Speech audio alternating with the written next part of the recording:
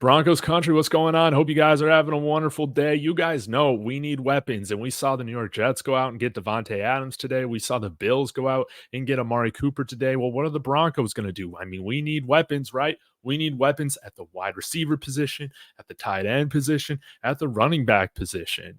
We need just an injection of playmaking talent at all of our skill positions. And we're going to talk through a handful of names. So, y'all let me know in the comments, who do you want the Broncos to go after, whether that's reasonable or not. Like, let's have a conversation about it. Let me know in the comments. Please be sure to like and subscribe to this video as well. And let's go ahead and get started, shall we? I wanted to shout out Tim Contick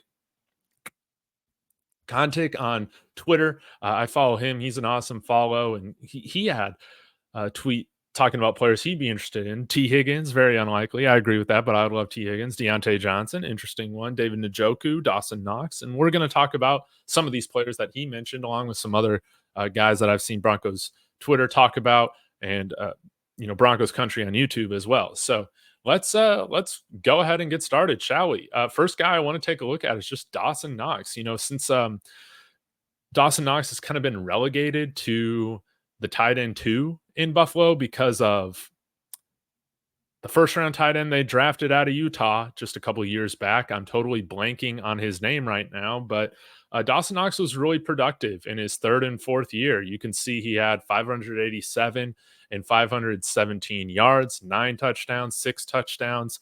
And then you've seen just the production really come down these 2 years since they have that other tight end there. He's not the first tight end on the roster anymore, but I think Dawson Knox is a really good tight end. I think that he would be a starting tight end, that tight end 1 for a large portion of NFL teams. So on a pretty affordable deal, the Broncos have a little over $4 million in cap space right now. But this is a productive player who you can see his snap percentage has just gone down. But during the third year breakout for him as a tight end, almost 1,000 snaps, playing 3/4 of the snaps for the Bills, and he was tremendous a couple of years ago during the Bills' kind of best years under this Josh Allen run right now. I would love to bring him out here, and when you look at his contract, $7.7 million cap hit. I think most of that would probably be retained by the Bills, so you got to work it out if maybe there's a little bit of money to move around. But under contract for the next 2.5 seasons, average salary $9.8 million. Like, you love to see that. I feel like this is totally doable. He would be an awesome target for like a day 3 pick. I'd totally give like a 4th round pick, hell, maybe even a 3rd round pick, honestly, because we are just that in need of talent at the skill positions. This guy can block, he can run routes, red zone threat. He would be tremendous in this offense. So got a couple void years when he hits free agency in 2027, but this is super tiny. Not really a big deal at all. Would love for us to go after Dawson Knox. Another guy I've seen us talk a lot about is Evan Engram. I wouldn't want him as much as Dawson Knox because I don't really feel like he's as good as a blocker, but a productive player nonetheless, and a little bit more expensive too because he did sign that deal with the Jags last offseason. So $13.75 million a year, going to be a free agent after the 2026 season. So same contract length as Dawson Knox. When you look at his statistics, he's been more efficient, 9.7 yards per reception. He has 107 receiving yards right now. They also brought in Gabe Davis, Brian Thomas Jr. So not as much targets going his way. You can see he's playing. He's been hurt as well. So only played 20% of the snaps in the games that he's on or in at, and had a great usage rate here first couple of years of Jacksonville, though. Almost 1,000-yard receiver last year, 4 touchdowns each in his first 2 seasons with Jacksonville. As crazy as this is to say, man, give me Evan Engram over every tight end that we got right now. Sadly, Lucas Kroll, Greg Dulcich has been inactive. So what are we doing? What are we doing? Now, I would be thrilled. This would definitely be an awesome tight end to grab. This would be David Njoku. He's average salary $13.6875 million. Okay, so around the same price as Evan Engram. And I mean, he's a boss, man. He's just getting passes right now from Deshaun Watson, so that ain't helping him out. But almost 1,000-yard receiver last year, six touchdowns, averaged 11 yards a reception last year. That was great to see. He's playing almost 80% of the snaps. Big fan of David Njoku. He can do a little bit of everything. He's an all-around tight end, a red zone threat, can block. You love to see that. Right now, I think Adam Troutman's our best blocking tight end, and we can do better than that. No doubt about it. So, man, I if Cleveland's definitely selling after giving up on Amari Cooper, let's make a deal. I mean, we traded them Jerry Jeudy last year, so we got a good relationship with them, I would imagine. So let's go out and get David Njoku. I think that this would be great and under a fine contract number. Now, Diontae Johnson would be pretty cool. He is a little bit more expensive, though. That's the thing. He kind of reminds me a little bit of Emmanuel Sanders with his game a little bit. You can see he is going to be a free agent after this season, and so that's why I'm just kind of like, man, like what good is it if we do acquire him, which could probably be done for very, very cheap because he's in a contract year. I want to try and work out an extension if that's done because he's a dynamic playmaker. He again, he kind of reminds me of that Emmanuel Sanders, type of guy. So average salary right now, I guess that doesn't really matter because his contract is up at the end of the year. $10 million cap hit, but that has to come down with the roster bonus and all that stuff that's already been paid. So definitely somebody that we could probably afford in today's cap situation. A guy that I know that Broncos country is pretty split on this guy, Mike Williams. He's always hurt. Seemed like he got banged up yesterday. But this guy can make more plays than I think anybody outside of Cortland Sutton that we have. The problem is that he's also in a contract year. So totally affordable, which is great. You could probably get him for like a conditional pick, if that, right? Pretty much for free. I mean, we got JFM pretty much for free. So kind of weird structure here with with all this void years. But again, that's not really a big deal to the Broncos right now. This is under $1 million, but he's somebody that's a little bit older. He has been productive when healthy, but that's the thing. When healthy, he was a 1,100-yard receiver 4 seasons ago, and the last couple of years we've seen his production just really drop off. And he might have just hit that wall that we've seen kind of older receivers in this archetype kind of hit.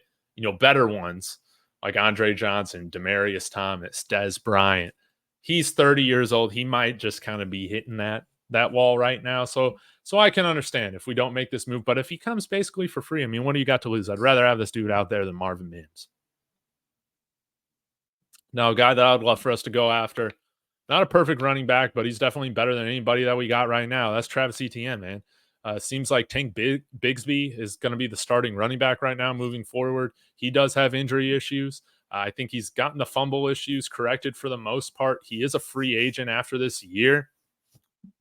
So, and it looks like the club option was picked up on him for 2025. So that's something to consider. So we would have him under contract for this year as well as next year. So that is a little pricey at $6 million. But I would say, Travis Etienne, while that might be a little rich, it's not terrible. I don't think it's terrible. Remember, we were paying Melvin Gordon out of free agency like $8 million a year, something dumb like that, if I remember correctly. And this is a guy that I have always thought has a lot of Alvin Kamara to his game. Maybe not as good as Alvin Kamara, but I think he's much closer to Alvin Kamara than anybody else we got. He can receive the ball great.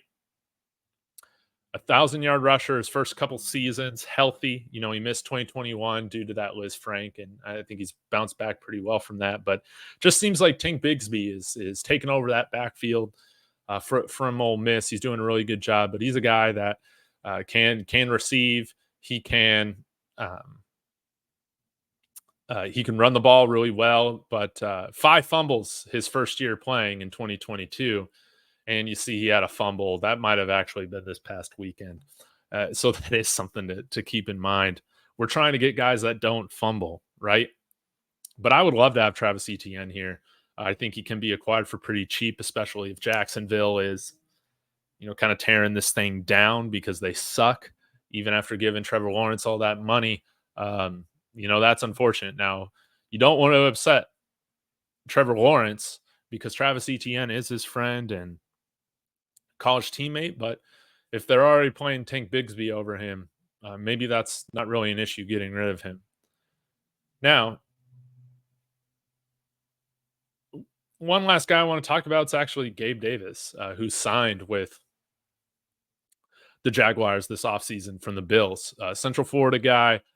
He's got great size, speed, a little inconsistent, but he signed a really nice deal, I think, on a decent number for the Jacksonville Jaguars and just in general, $13 million average salary. He got that $24 million already guaranteed at signing, so that's huge. That we wouldn't have to put up with that, but he's under contract for the next 2.5 years. Cap hits a little bit larger.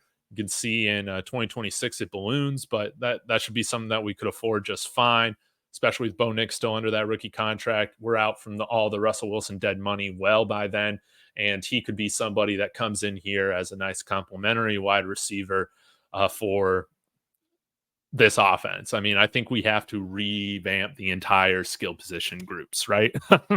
Right? Guys like Troy Franklin, I think, can play a nice complementary role. Right now, Gabe Davis could come in and be the most dynamic receiver that we have, like no doubt about it. And I would really like it. When you look at his numbers, he hasn't, again, had the usage that you would like to see.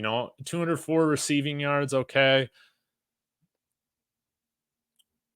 But it's nice to see him score 2 touchdowns already this year. And then in Buffalo, 7 touchdowns the last couple of years, 800, 700 yards a season. I think he's a really nice, second to third wide receiver to have on your team. I think he's really great at that. And yeah, again, he just provides more juice to this offense. We desperately are in need of that. And I like these bigger body, speedy wide receivers. He can really get downfield. And somebody who I think could be a Courtland Sutton type replacement because I'm expecting Courtland Sutton to be gone after this year. So you're going to want to have a handful of weapons ready to roll. And this is a guy that instead of having to get everybody in the offseason, right, to revamp this receiving core, you could get Gabe Davis in here already right now, start develop that rapport with him because he'll be under contract for the next 2.5 years. So I think all these guys should be available for, maybe a mid-round pick somewhere. So yeah, y'all let me know. Who do you think's realistic? Who should we go after? Please let me know in the comments. Again, thank you so much for your time. And as always, y'all, go Broncos.